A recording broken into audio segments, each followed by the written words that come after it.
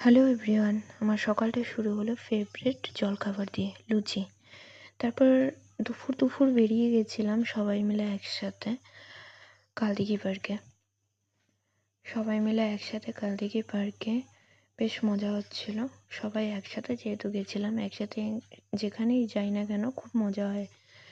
তো আমাদের কালদিঘি পার্কে এত সুন্দর দিঘি আর চারিদিকে গাছপালায় ভরা ছিল। তারপর দেখো আমরা দুজন মিলে রেল লাইনের উপর দিয়ে হাঁটছিলাম, আর দাদাকেও দেখো ট্রেনটা দেখছিল। সেটা ঘোরাঘুরি করে আমরা চলে গেছিলাম দেবুদার বাড়িতে, কারণ সেখানে ইনভাইট ছিল। দেবুদা ভেজ কাটলেট বানিয়েছিল, যেটা আমি ভাজছিলাম। ভাজা কমপ্লিট করে দেবুদা রান্না করেছিল ফ্রাইড রাইস, আলুর দম আর গাজরের হালুয়া। সেটা ছিল আমাদের সবার জন্য রাতের ডিনার। যেহেতু স্যাটারডে ছিল, তো সব